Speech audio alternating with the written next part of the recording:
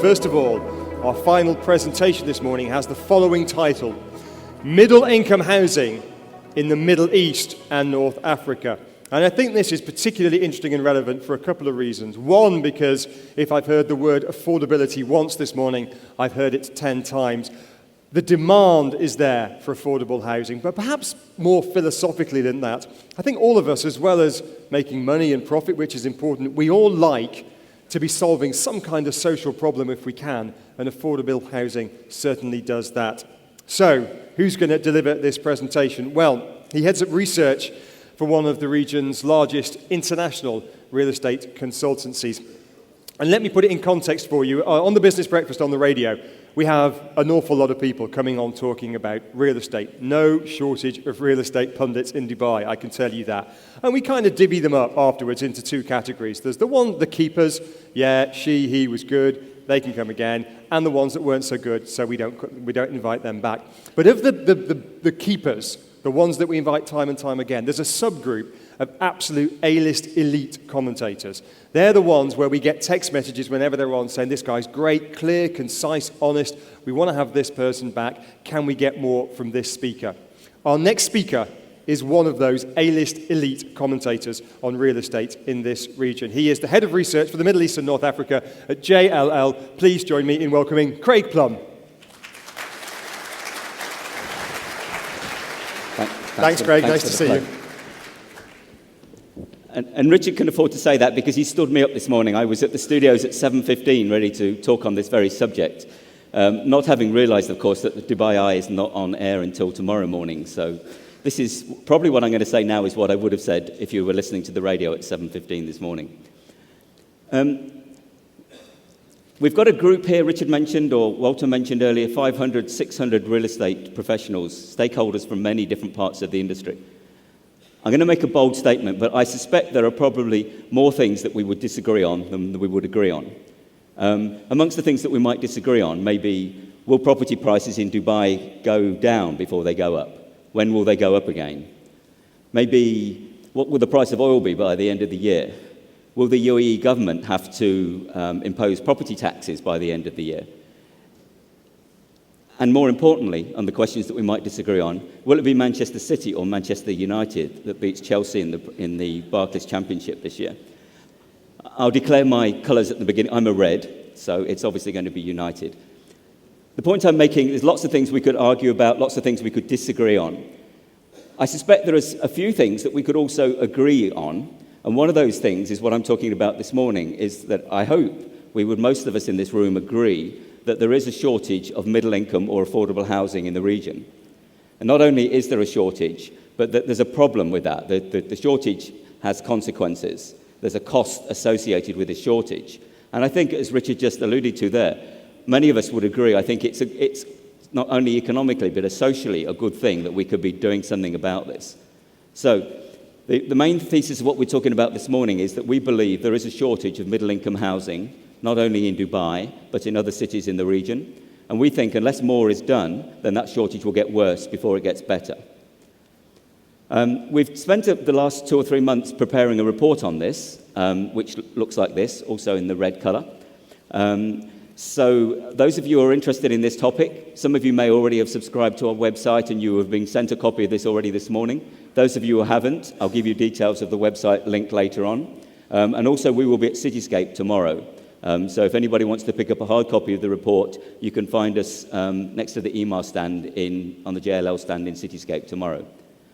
But without further ado, I'm just going to play a short video which is going to present some of the challenges that we see. And this is an extract from what I'm going to be talking about later. But this is a summary of some of the challenges as to perhaps why the development industry hasn't produced as much affordable housing as perhaps as the market would expect.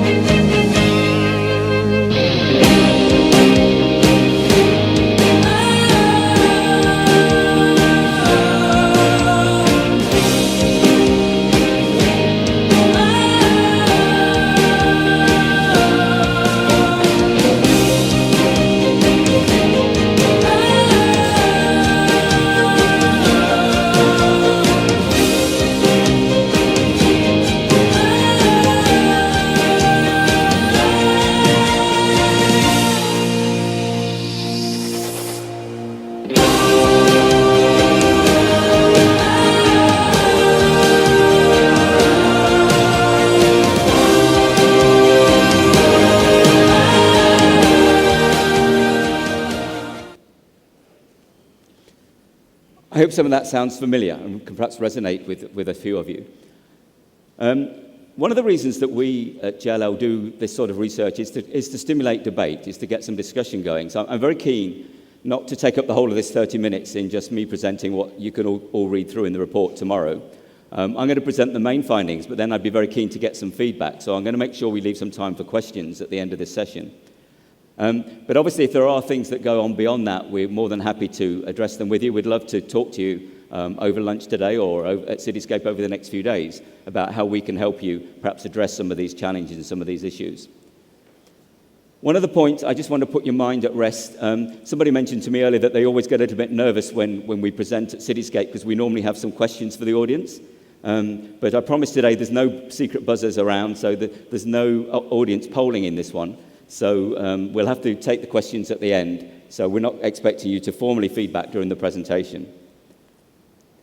But what will we be talking about in the presentation? This is basically the broad topics.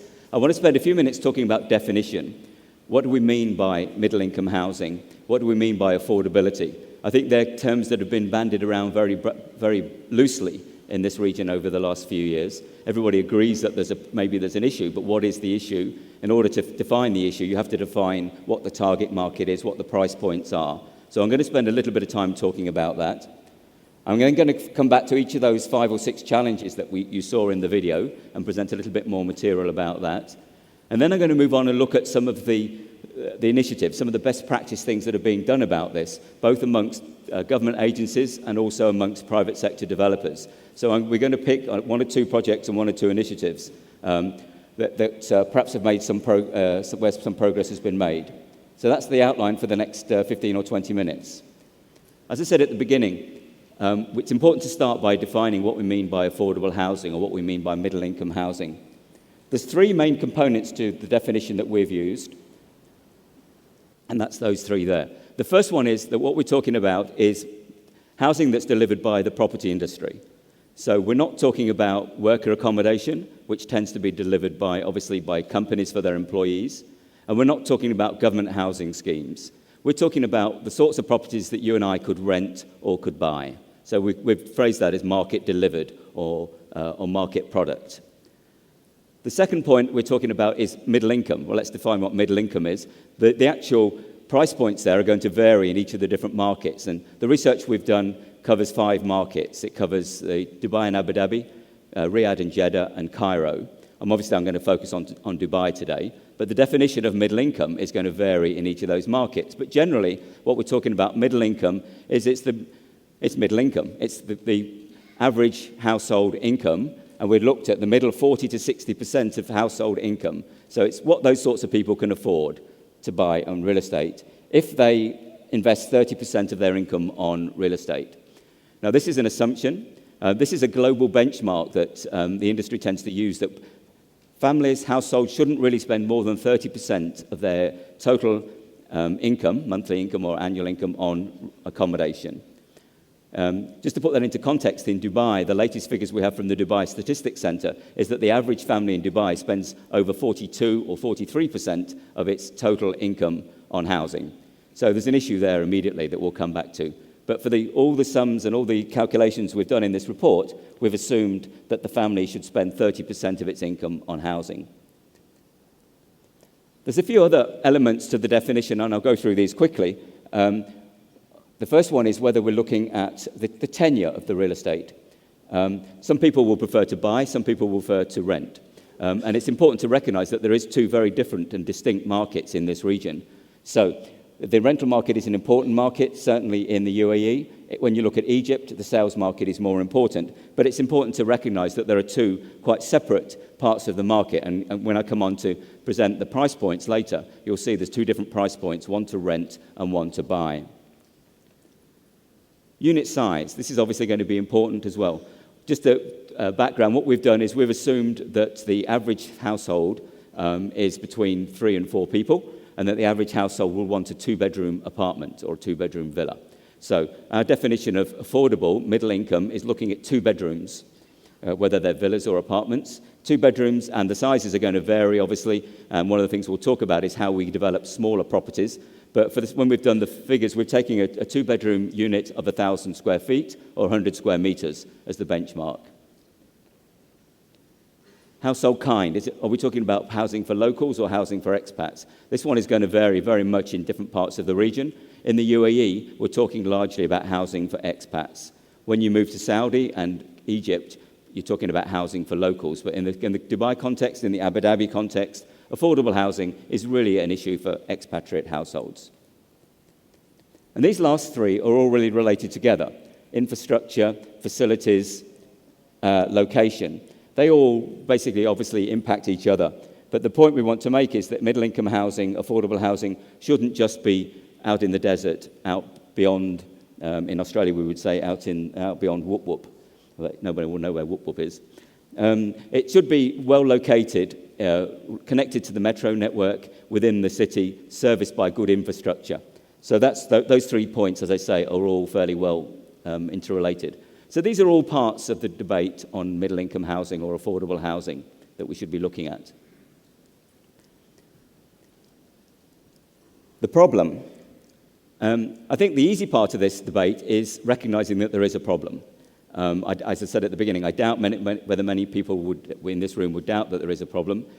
Because I'm a researcher, we like to quantify things. JLL actually did a study of this market back in 2011, and we estimated at that time that there was a shortage of about 3.5 million homes, affordable homes, across the Middle East. 3.5 million affordable homes shortage. We could spend a long time discussing that figure, but I think that the general context, people would agree that there is a shortage. And because people generally agree that there is a shortage, governments and private developers have started to do things about it. So these are just some of the initiatives, more details that are in our report. There's some of the initiatives by some of these government agencies and some of these developers across the region to address this shortage of affordable housing. You would have picked the next bit from the video, that we think that there are 5 major challenges. These are the reasons why the industry perhaps hasn't developed enough affordable housing in the past. In our view, the most important one is the cost of land.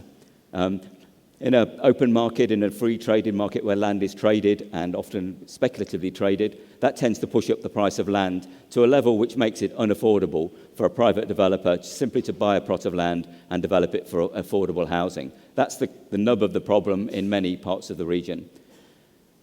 We'll talk about the solutions to that in a minute, but let's just leave it at the moment. That's a problem, the cost of land. Related to that, in some ways, is infrastructure and construction costs. If we look at, because of the cost of land, what it tends to mean is that a lot of the sites for affordable housing tend to be in far-flung locations. So that means the infrastructure cost is going to be higher. So when you not only need to look at land costs, you need to look at infrastructure costs servicing the land in terms of transport and power and sewerage and all the other things. Also in their infrastructure and construction costs, we think construction costs is another area where the development industry perhaps needs to look at in more detail. We're very aware that some of the projects that now are being offered as affordable, they're being offered as affordable because they've developed some new construction techniques. There's more use of prefabricated construction. There's more use of factory building. There's less construction actually on the site. And we think that is going to be one of the key things that needs to happen more in this region in order for the prices to come down to affordable levels. So construction technologies, materials technologies is part of the discussion as well.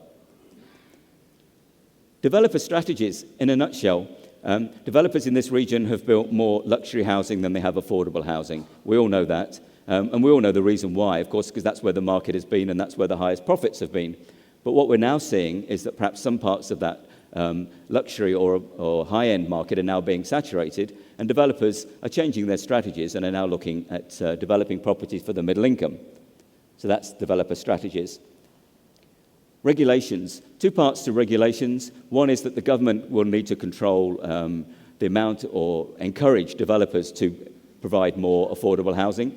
The Abu Dhabi government has already done this. The Dubai government, the municipality here, is talking about it, what they're calling inclusionary zoning. What they mean by that is if you've got a development where you can develop 100 units, 20 of those units, let's say 20%, have to be developed at an affordable price. So that's what we mean by the regulations there. But also on regulations, it's important to have regulations that keep units affordable. Because what's happened in the past is that a number of units have been affordable when they're launched, But because of the free market, they don't stay affordable forever. So by the time they've been flipped or speculated on a few times, they're no longer affordable. So there's another area where we need more ongoing regulations.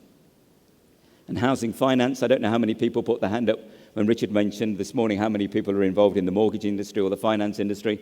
I think there's definitely a need to look at more innovative ways of financing house purchase, whether it's through mortgages, whether it's through payment schedules, that sort of thing. Again, a number of developers are already starting to look at that. I think we'd expect more to happen in that space.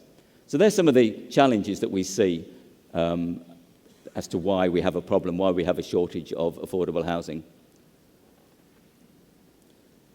What I'm now going to do is apply that to the 5 cities in which JLL has an office: Dubai and Abu Dhabi, Riyadh and Jeddah, and then Cairo.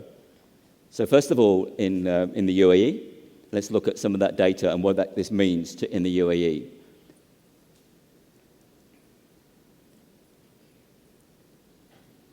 In the UAE, I've already mentioned that this affordable housing or middle-income housing is largely an issue for expatriates. I'll just pause there for 1 second. At the moment, we're using middle income and affordable fairly interchangeably. We think it's largely the same thing. I'll go on to define it in a minute. And the reason we've chosen to use middle income is because we can define what people's income categories are. So that was our preference, to use the term middle income. But many people have used the term affordable. The first speaker this morning talked about affordability. So it's largely two parts of the same debate. So in the UAE, we have most households are expatriates. And because of that, the demand is more for rent than for own. Surely, of course, some expatriates also own, and many would like to do so, but there'll always be a sizable rental market in the UAE, more so probably than in Saudi and Egypt, as you can see from that slide there, which I'll come on to in a minute. Okay, so here's the first of our sort of definitions. In the UAE, what do we mean by middle income? You can see the income breakdown in that pie chart there, and what we've done is we've taken the red and the black bars, Manchester United's colours again, and that's meaning we're talking about income, family income, household income of between 10 and 30,000 dirhams per month. And as you can see from that, that's about 40% of all households in the UAE are in that income category. So if we can imagine 40% of all households, that's their income, and I'll show you what they can afford to spend in a minute, and then we'll look at what the development industry has been developing and see whether it's been matching what people can afford. So 10 to 30,000 dirhams a month, lock that figure away. 40% of households in the UAE comes to about 820,000 households. So there's a significant number. 40% of all the households in the UAE are in this category, between 10 and 30,000 is their total household income. So what can these guys afford to pay? Assuming that they spend 30% of their income on housing, they can afford to rent up to 72,000 dirhams per annum. And they can afford, or if they choose to buy, they can afford to buy a property costing nearly 800,000 dirhams. So that's our definition of what we might mean by affordability in the context of Dubai, in the context of the UAE. Rents, 72,000 per annum, 790,000 in terms of a purchase price for what we would say is an affordable property, an affordable two-bedroom property.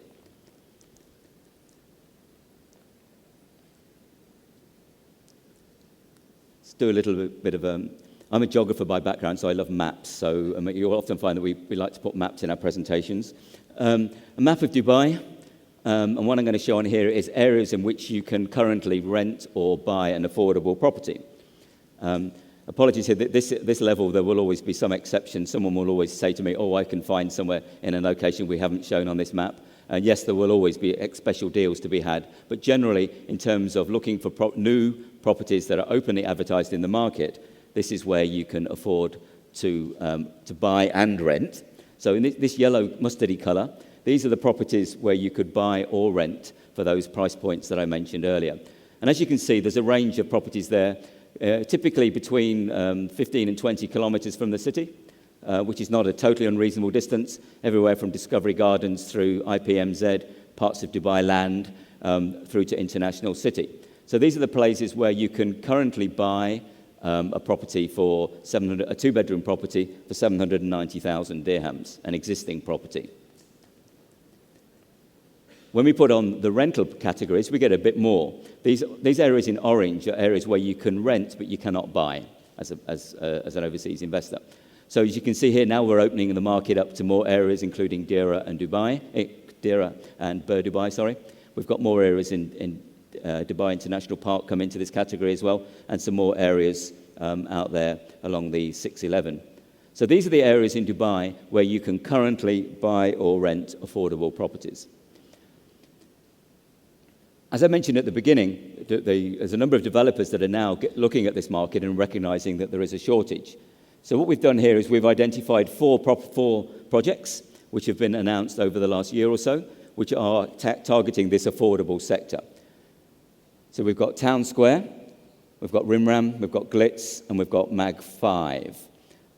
So these are probably not the, there are probably others that we're not aware of, but the ones that we're aware of, these properties are targeting that sector. And these properties between them have got about 4,000 units that have been launched over the last 9 months. So far this year, amongst those four projects, they've launched about 4,000 units in the affordable bracket. And that comes as a total out of about 20,000 units in total that have been launched across the market so far this year. So total launches year to date, 2015, about 20,000, of which 4,000 are affordable.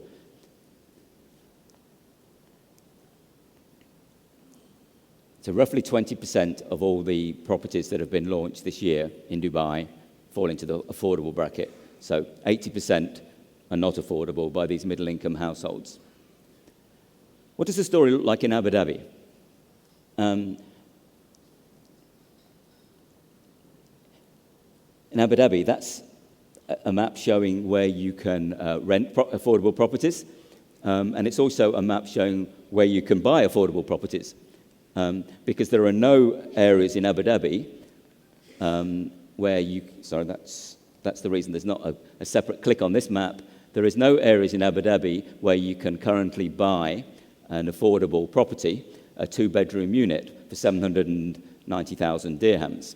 There's been a number of so-called affordable projects that have been launched, but they're typically two-bedroom units. In most of those projects are getting on for 1 million dirhams. So as at to date, there are no new projects that have been launched in Abu Dhabi at an affordable price. When you come to rent, yes, there are some projects, there are some areas where you can rent for 72,000 dirhams annual rental. As you can see, they tend to be further away from the city than they are in Dubai, and there tends to probably be less of them. So there is definitely a challenge in Abu Dhabi, focused particularly around needing to offer property for sale at that price point that makes it affordable. I won't spend so long going through these others because I realise we're in the UAE, and most people here in this room, I suspect, are more interested in the UAE. But we've done the same analysis for the other 3 cities that we cover in our report. In terms of Saudi Arabia, we're looking at the challenge in the market in Saudi Arabia is more for Saudi nationals than it is in the UAE, and it is more balanced between ownership and rental. But what is affordable in Saudi? Again, the pie chart is there. The red and the black is from 6,000 to 20,000 Saudi riyals a month. We're saying is the middle income. So that's our definition of middle income families in Saudi, is between 6,000 and 20,000 riyals. And there's a lot of them. 60%, as you can see from the pie chart, of families in Saudi fall into that category, around 3.3 million households across the kingdom. So in terms of scale, obviously a bigger issue, more families falling into this affordability bracket than there are in the UAE.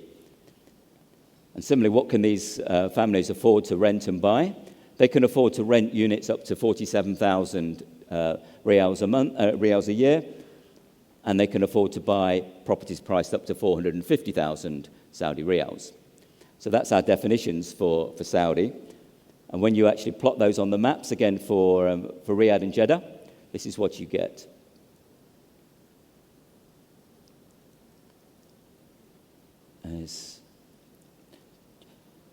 Jeddah has one or two locations where you can buy new properties at this price, but not many. As you can see from that, they tend to be just a few locations located to the south of the city. When you put on the rental areas you can afford to rent, you get more choice. Now, what we're saying here is that there are some properties in those locations that you can afford to get for that price point, that rental point. Not everything in those locations will certainly be affordable, but there are some choices for middle-income households to rent properties in those areas that are marked as purple on that map. No, sorry, as orange on that map.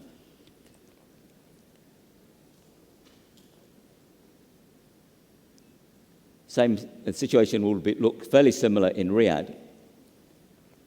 These are the areas of the city of Riyadh where you can buy properties, you can buy affordable properties within our definition. When you look at the rental properties, you get a much bigger range of places.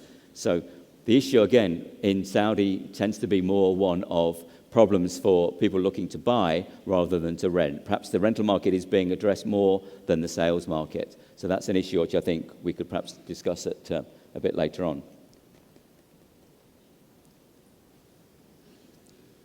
Richard, are we all right for time? Yeah, we're okay. 5 minutes? Yeah. Yeah.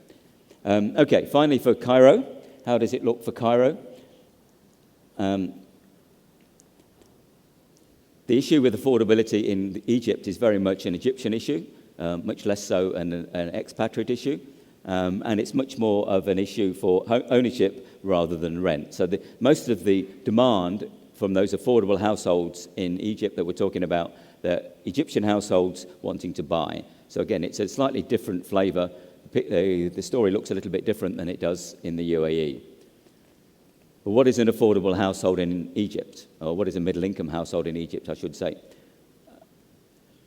The red and the black here, as you can see, again, it's about 60% of all households.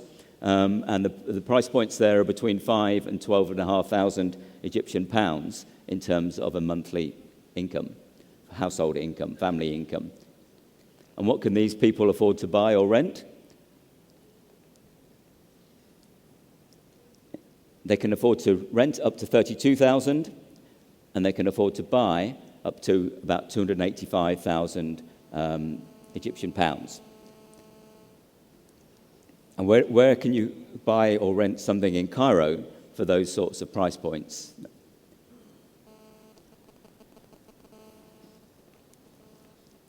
This is the areas that you can afford to buy new properties from developers in Cairo for that affordable price. And as you can see, really your only choice you get at the moment is in projects in the 6th of October. There's been nothing launched in New Cairo or to the eastern side of Cairo that falls yet within our affordable price range. And as you can see on there, there's not many projects there.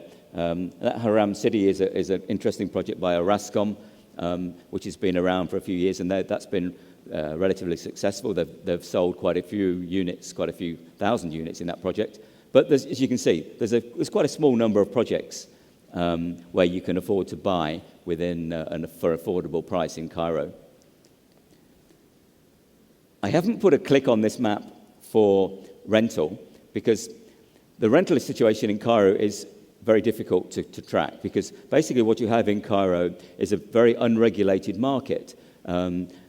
But there is an existing rental law in place. So for tenants that have been in place for many years, they're paying rents which are way below the market rent, and they are affordable. But in terms of buying or renting new properties in Cairo, there's basically nothing that's affordable. So I didn't know whether to shade the whole city or to shade nothing, so I erred in the favour of shading nothing.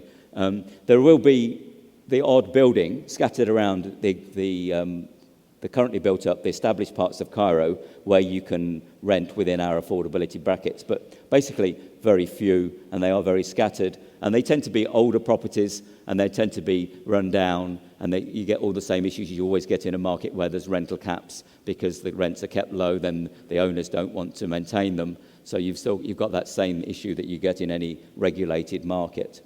Firstly, for the UAE. So what progress has been made in the UAE? Well, we talked about some of this already. We've as I mentioned earlier, both the the UPC, the Urban Planning Council in Abu Dhabi, and also the Dubai municipality have recognised the need to have something called inclusionary zoning, which is basically a means of encouraging developers to provide a certain amount of affordable housing. So the need has been recognised. The legislation is in place and has been in place for Abu Dhabi for some time. It hasn't worked terribly well. There's definitely a need to look at that legislation. The Dubai legislation is not yet in place, but is being talked about by the municipality. So there's a recognition of the problem at the government level. There's also recognition of the problem by private developers. And as I've mentioned already, 22% of all the units developed or launched so far this year have been in our affordable category. So there's a start of recognition, but only 20% of affordability for when there's 40% of the market is in our middle income. Why is there only 20% of the product being launched at that price?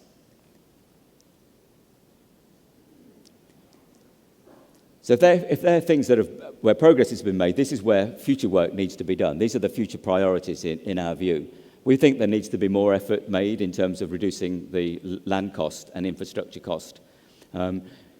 Looking regionally, the markets where they have been more successful in developing middle-income housing, the government has always played a major role in providing either land or infrastructure at subsidised prices.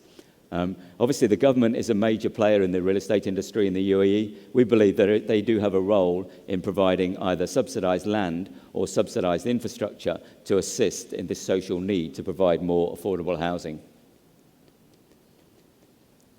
Regulations, as we all know, the rental cap was removed in Abu Dhabi a couple of years ago. That's caused the rents to increase quite significantly. That certainly hasn't helped in terms of affordability. The government in Abu Dhabi is looking at reintroducing some other regulations, some other controls, the rental caps. It'll be interesting to see how that comes on, but definitely a need to regulate the market. In Saudi, yes, there has been progress. The Ministry of Housing has set up a new initiative called ESCAN. You can read more about some of their projects in our report. And the white land tax is a means of trying to encourage developments within the existing urban areas to encourage more middle income or more affordable housing. But again, more needs to be done. Most of the projects in Saudi that have been identified so far tend to be very remote from the city. And there's also problems with the mortgage legislation, and we think more revisions probably need to be made to mortgage and housing finance is an area that needs further review in Saudi. And last but not least, Egypt. While there has been some recognition, particularly by Orascom and other developers, progress hasn't been as great as we would like to have seen. And while this is obviously will be a hot topic at Cityscape in Cairo next week, the Arab Tech project, the joint venture between Arab Tech and the Egyptian government that was announced some time ago now, still seems to have been delayed at the contractual stage. So we'd like to see more progress made on sorting out that and actually getting the building of those 1 million affordable homes that Arab Tech is looking to build in Egypt. We think that's important to free that up so that actually goes ahead. And just in closing, this report is available on our website. The link is on there. It's also available for those of you who prefer a hard copy. You can pick it up from the JLL stand in Cityscape tomorrow. I look forward to meeting you then, but I look forward to taking any questions that you may have about this now. And I hope we can get some consensus around the need to do more in what is an important gap in the current market in the Middle East. Thank you. Great, thanks very much indeed. Fascinating insights as ever.